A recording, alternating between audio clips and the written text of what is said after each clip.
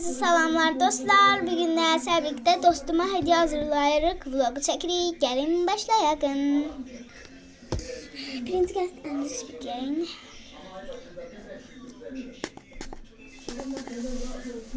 Çok vurdum speech'i.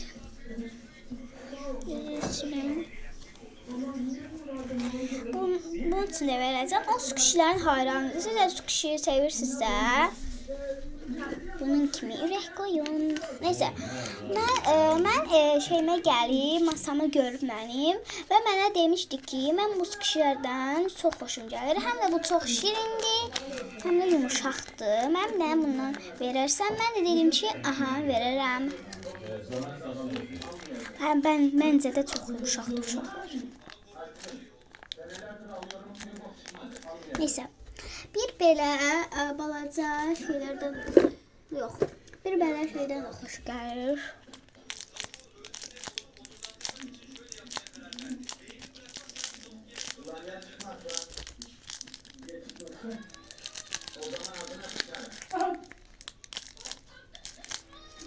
Neyse, ondan da vereyim. Və son olaraq bu sıkışlardan bundan verəcəm. Yəni bu sıkışdan verəcəm.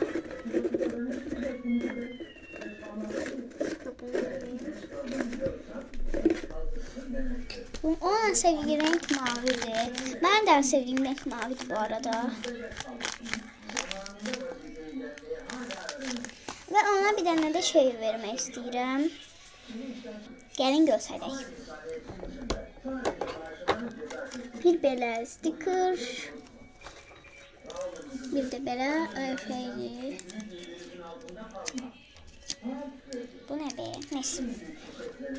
Buna vereceğim bir daha. Yok, buna vermedim. Elime yakındı hiç. Bundan.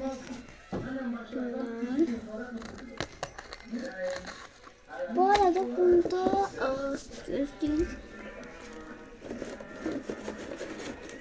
Neyse.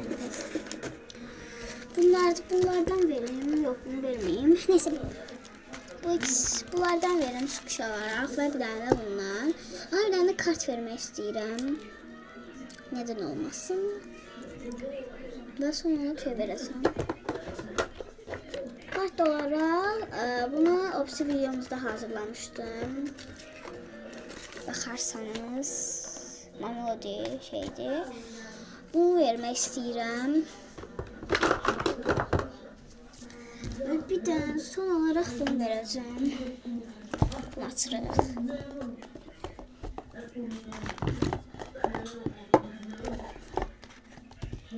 Onun içinde şey var idi.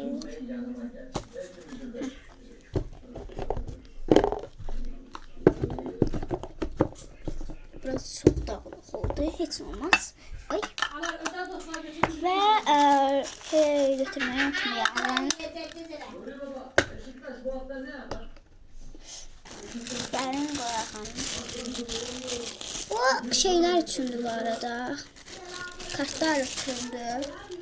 Kart ve stickerlar içindi. Sıkışlar şeyde kullanılır. Ay. Biz kalsam geçelim.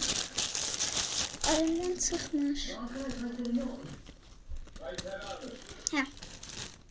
Bu hep. Bunu koyalım. Minicik böyle koyacağım. Heh. Ben koyalım.